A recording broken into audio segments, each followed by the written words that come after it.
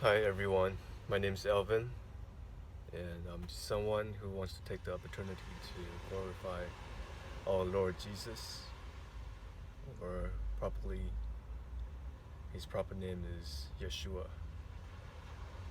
Well, where do I start? Let's say I wasn't born with the best opportunity in life and the best family environment, um, or nor the best relationships I have encountered. I've been through some hardship in life, but it's all good. Nothing will stop me trying to live a life that Jesus wants me to live. That includes to pursue a life full of happiness in His way. Although I have made a lot of mistakes in my past and have offended Him in His way. Luckily, I was brave enough to know that I was wrong and change my mistakes one by one. About a couple years ago, I got divorced the second time, and my ex-wife, and after she got her green card, she just left, took off. I was devastated, and I also lost a job due to a mysterious event on freeway. It's creepy. All I can say was something was working in the background in the spiritual realm. But yeah, I thought I should take the chance to just take a break and do something positive with my life. And so I tried to write a book about how to be positive. Ironically, and because I was trying to save some money and I invited some people that I thought was good people into my home to be my roommates, to share the mortgage. Who knows? And they end up acting pretty strange. They were default on the rent, and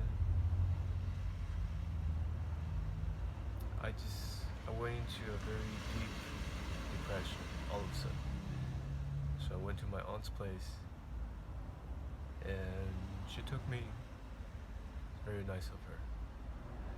And a couple of days later, and my neighbors called me up. Elvin, you know what's going on? I'm like, what's going on?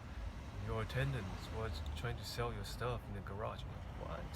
Then I called Georgia Duluth police and telling them, reporting the incident. They're like, well, do you have the receipts for your goods?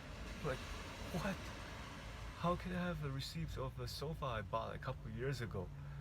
And I'm out of state. Can you just send someone over there and like stop them? She's like, no, can't do it. You have to have the receipt. Whatever. So yeah, all that piling up, I was I was about to give up everything. Actually, I did give up my house. I was like, whatever. And went back to Georgia and found out that my house became like war zone. But anyways, so lost pretty much everything and got to start everything over again. My aunt invited me to try my life out in Los Angeles. If you can see the ocean right there, that's Santa Monica Beach. Some nice folks out here enjoying the day, the night. I mean, but I'm trying to say is, don't give up. I the first thing I did when I came to Los Angeles, like within the first week, I found a job. It was a hot dog shop. I didn't care. I want some income. I just don't want to sit at home and trying to make an excuse out of what's going on and just throw my life away. I don't want that. And I didn't blame on God. I just keep on going and keep on wishing I will have a happy life. Firmly believe I have the right to pursue happiness within the boundary of His doctrine and the laws of America. Of course, there's huge room that American laws can be improved. Let's not go there right now, but I'm just saying, I've been through a couple jobs, and I even went to theological school, seminary school. My aunt, kind of advised me. I went there, but found out that it wasn't for me, and plus the principal of the school was just she wouldn't let me enroll the third semester because I can't come up with the tuition. But anyways, way to go, principal, trying to match the love of Jesus. But anyways, so I gave up on that. Actually, I didn't give up on that because the tuition. I went to a supermarket, right? And a branch manager told me that, oh, you Christian too? You're going to seminary school? Like, you know what? You don't have to go to seminary school in order to spread the gospel. Like me, I'm a Christian. I'm a store manager. I can spread the gospel through work. At work, I can tell people about Jesus. And she said, you should try. Come work for me, and within 9 months, I'll make sure you become a assistant manager. And I was like, oh wow, okay, sure, I'll think about it.